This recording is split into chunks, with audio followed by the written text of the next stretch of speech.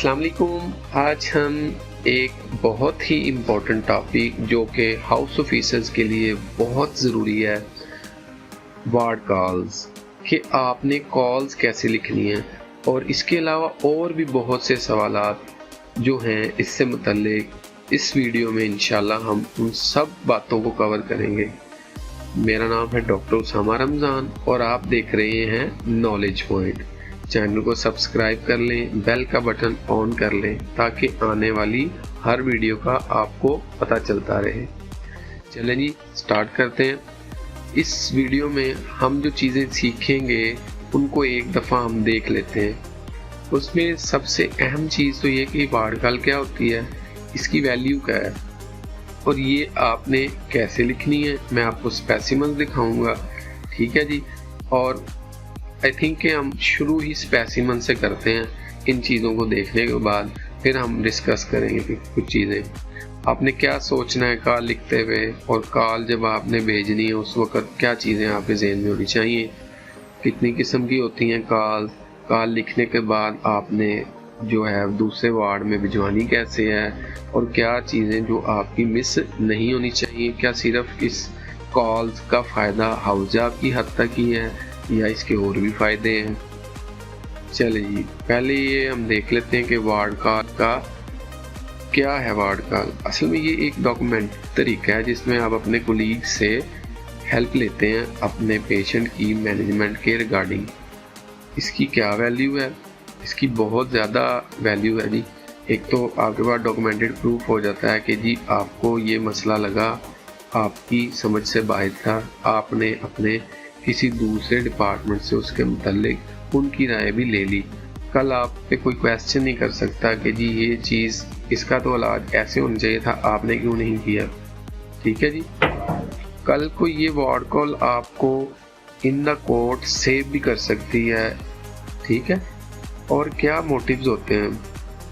Motives से मुराद है कि अक्सर वार्ड कॉल्स जो लिखी जाती हैं वो इसीलिए लिखी जाती हैं कि जी ये बीमारी है, हमें समझ नहीं आ रही, आप बता दें, या जी ये हमें लगता है कि ये मरीज़ जो है ये इसका इलाज ज़्यादा अच्छा आपके वार्ड में हो जाएगा, आप इसको अपने पास शिफ्ट कर लें, और या फिर जी आप हमें इस प्रोसीजर का टाइम दे दें।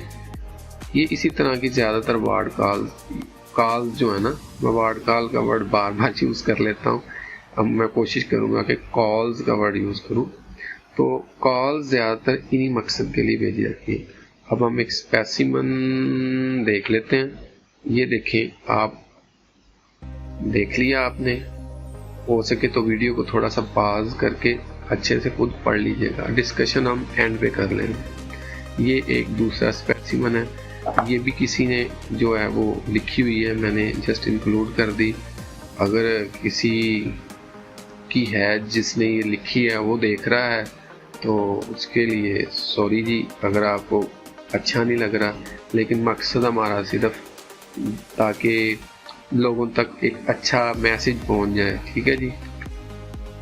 ये भी एक किसी ने कॉल लिखी हुई है। ये एक किसी एक स्पेशल पेपर पे जो परफॉर्मास बनाए जाते हैं, कुछ वार्ड्स ने अपने परफॉर्मास भी बनाए हुए हैं। बल्कि मैं तो आपको एडवाइस यही दूंगा कि अपने तौर पे अगर किसी वार्ड में मौजूद नहीं है ना, तो अपने तौर पे आप एक शुरू में जाके एक परफॉर्मा टाइप करके तो उसकी फ़ोटोकॉपीज़ करवा के वहाँ रख लें ताकि आपकी पूरी 3 महीने की जो ड्यूरेशन है ना वो आसानी से गुजर जाए।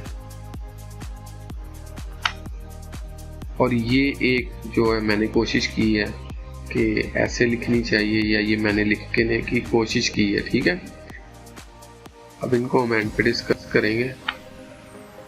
और ये जी अब आपके पास जो सेकंड हमारा वो लेसन है उस चीज़ की तरफ आते हैं कि जब भी आपने कॉल लिखने लगना है तो आपने ये चीज़ें ज़रूर क्लियर कर लेनी है कि आप कॉल किसको लिखने लगे हैं, ठीक है। तो देख लें आप इनको, आप वीडियो को स्टॉप करके अच्छे से पढ़ लीजिएगा। इन चीज़ों को हम जल्दी से कवर कर लेते हैं ताकि वापस हम स्पेसिमन पे आएँ, और मैं कोशिश करूँगा अगर टाइम हुआ 10 मिनट के अंदर तो एक बार लिख भी दूँगा दोबारा। अब तीसरा जो क्वेश्चन था हमारा या लेसन था कि कितनी किस्म की कॉल्स होती हैं। देखिए कॉल्स जो हैं वो या तो आप यूनिट टू यूनिट या डिपार्टमेंट टू डिपार्टमेंट लिखते हैं कि जैसे जी call from medicine to surgery, ठीक है। अच्छा ये एक याद रख लें कि कॉल जो है ना उसका एक रूल होता है कि जो कॉल तो आपने ऐसे डिपार्टमेंट्स जिनकी काफ़ी ज़्यादा आगे से एग्जिस्ट कर रहे हैं ना यूनिट्स, जैसे मेडिकल के 4 या 5 यूनिट्स होते हैं, सर्जरी के भी 4 से 5 यूनिट्स होते हैं, तो उसमें आपने कॉल उस यूनिट को लिखनी है जो ऑन कॉल होगा। और ऑन कॉल से मुराद है कि जिनकी एमरजेंसी चल रही होती है उसी को जाती है कॉल, अनटिल अनलेस के आपके पेशेंट की ऑलरेडी पहले से एक कॉल अटेंड हुई हो जो पहले किसी और यूनिट ने अटेंड किया, फिर आपके बाकी जो सवाल जो आप चलेंगे ना उस कॉल से रिलेटेड वो सारे फिर उसी वार्ड से चलेंगे। तो आप ये भी हो सकता है कि आप अगर एक हॉस्पिटल में सिर्फ वार्ड ही एक है किसी एक चीज़ के मतलब, फिर तो आप सिर्फ उसी वार्ड के नाम ही लिख देंगे। जैसे न्यूरो सर्जरी का जना अस्पताल में सिर्फ एक ही वार्ड है, तो फिर आपकी कॉल तो डायरेक्टली जाएगी सिर्फ न्यूरो सर्जरी में। और फिर आप डिफरेंट हॉस्पिटल दूसरे हॉस्पिटल में भी कॉल लिख सकते हैं। अक्सर MRI वगैरह के जो टाइम्स हैं या कुछ ऐसे जो टेस्ट हैं जो आपके हॉस्पिटल में नहीं हो रहे उनके टाइम लेने के लिए आप कॉल लिख सकते हैं। इसके अलावा कॉल्स जो हैं वो आप बाय नेम भी लिख सकते हैं कि जी कॉल टू XYZ डॉक्टर, ठीक है। तो ये भी एक है तरीका, ये नहीं है कि ऐसे नहीं लिख सकते, आप लिख सकते हैं। अब हमारा जो अगला क्वेश्चन है कि कैसे आपने भेजनी है। अच्छा देखें, आप जब कॉल लिख लेते हैं तो हमारे यहाँ तो यूजुअल प्रैक्टिस यही है कि आप क्या करते हैं कि भेज देते हैं उसके अटेंडेंट को, पकड़ा देते हैं कि भाई ये लो, ये चौथी मंजिल पे या दूसरी मंजिल पे ले जाओ, तो जाके वहाँ पे डॉक्टर साहब को दे आओ। अब इस दौरान पेशेंट के जो लवाहिकीन है ना वो काफ़ी तंग होते हैं। पहले तो वो जहाँ जाते हैं वहाँ पे वो मुतल्लिका डॉक्टर नहीं मिलता, क्योंकि कॉल अटेंड करनी होती है ऑन कॉल। डॉक्टर ने जो आज मौजूद होगा ड्यूटी पे, और वो बाद का कोई खाना खाने चला गया है और वो अटेंडेंट उस वक्त गया है तो वो उन्हें मिलेंगे नहीं। तो खैर ये मसले हैं, लेकिन मैं बता रहा हूँ कि आप अक्सर अटेंडेंट्स के हाथ ही भेज रहे होते हैं, वो जाते हैं डॉक्टर को ढूंढते हैं, मिलते हैं, तो वो फिर वापस आकर डॉक्टर्स जो हैं वो फॉलो कर लेते हैं।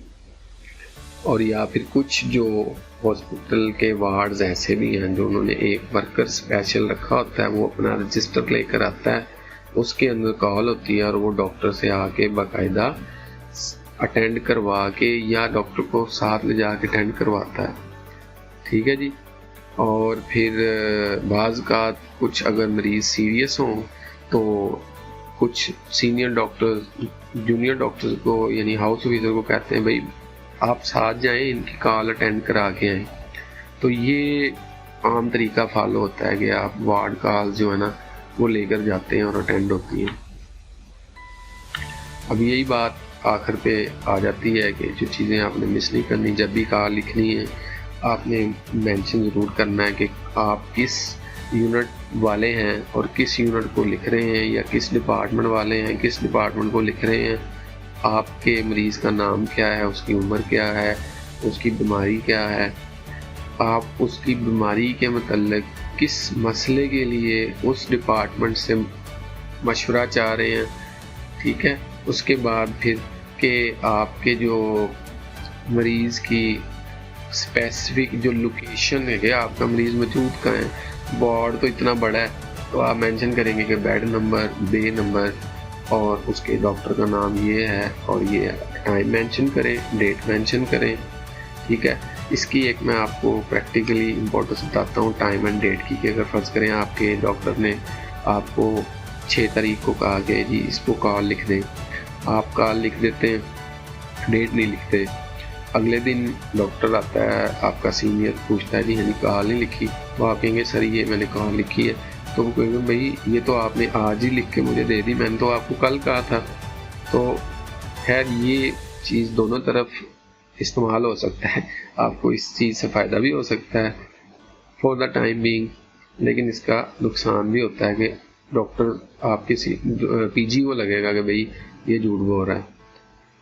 तो कोशिश करें जब आप अटेंडेंट को भेजें फाइल साथ देकर भेज दें, और फिर उसके बाद कि उसके अगर कोई ज़रूरी टेस्ट हैं तो आप उसको वो भेजें। अच्छा हाँ, कुछ वार्ड्स ख़ास तौर पे नेफ्रोलॉजी वार्ड वालों का एक व्हाट्सएप नंबर है, वो आप जब कॉल लिख लेते हैं तो आप उसकी पिक्चर लेके उसमें भेज देते हैं और उनके डॉक्टर फॉलो कर देते हैं।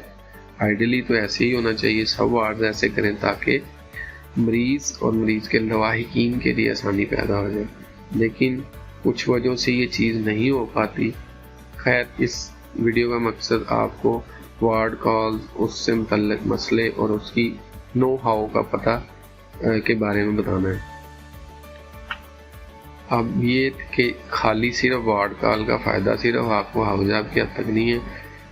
जब आप कोई एग्ज़ाम ख़ास तौर पे ओईटी देंगे तो उसमें एक पोर्शन होता है आपका राइटिंग का, उसमें बहुत फ़ायदा होता है। अगर आपने अच्छी वार्ड कॉल लिखकर प्रैक्टिस की हुई है तो यही कुछ ही उसमें आता है, तो इससे आपको काफ़ी फ़ायदा हो जाता है।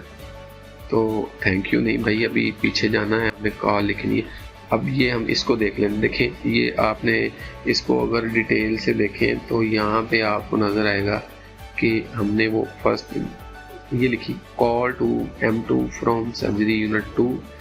सब्जेक्ट क्या लिखा आपने कि जी कंसल्टेंट/एक्सपर्ट ओपिनियन चाहिए हमें अपने शुगर के मरीज़ के मतलब। क्लियर कट मैसेज कन्वे हो गया है आपका, ठीक है जी। अब आप लिखते हैं कि जी रिस्पेक्टेड सर मैडम, हमारे पास एक मरीज़ है जिसका नाम ABC है और वो उसके वालिद का नाम ये है, इतनी उसकी उम्र है, हमारे वार्ड में वो दाखिल है और हमारे वार्ड में वो एक ज़ख़म जो कि काफ़ी ख़राब था उसके लिए दाखिल है, ठीक है। तो वो जी कोई 15 साल से शुगर का मरीज़ है। हमने उसको जो है ना, जो इंसुलिन वो पहले ले रहा था वही दे रहे हैं, लेकिन उसकी शुगर 530 आई है और हमें डर ये है कि वो डीके या होक में ना चला जाए। तो इसलिए हम आपकी थोड़ी सी महाराना राय चाहते हैं कि जी कौन से ऐसे तरीके हैं कि जिससे हम उनकी शुगर अच्छी कंट्रोल कर दें और वो मरीज़ आगे फर्दर ख़राबी से बच जाए। नीचे फिर आपने लिख दिया कि जी दोबारा एक दफ़ा से मरीज़ का नाम क्या है, एज क्या है, उसका बेड नंबर क्या है और वो आपका वार्ड कौन सा है और उसकी बे कौन सी है। जिस डॉक्टर का नाम लिख दें जो उसकी बेड हाउस ऑफिसर है या बेड पीजी है, साइन करें और स्टैंप ज़रूर लगाएं और फिर डेट और टाइम मेंशन कर दें। That's it. आई थिंक कि इस वीडियो में हमने बहुत सी इम्पोर्टेंट चीज़ें सारी कवर कर ली हैं, कोई चीज़ बची नहीं है। फिर भी मैं एक दफ़ा रिवाइज़ करवा देता हूँ कि वार्ड कॉल्स के मतलब जो इम्पोर्टेंट चीज़ हैं वो यही कि वार्ड कॉल क्या होती है, वार्ड कॉल क्यों लिखते हैं, कितनी किस्म की होती हैं वार्ड कॉल्स, लेकर कौन जाता है और आपने चीज़ें जो नहीं मिस करनी। थैंक यू वेरी मच, आपने इतना बर्दाश्त किया है तो इंशाल्लाह काफ़ी फ़ायदा होगा, मुझे उम्मीद है।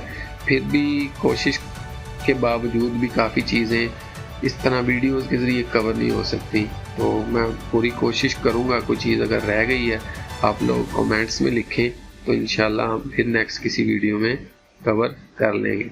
अल्लाह हाफिज़, अपना ख्याल रखिएगा।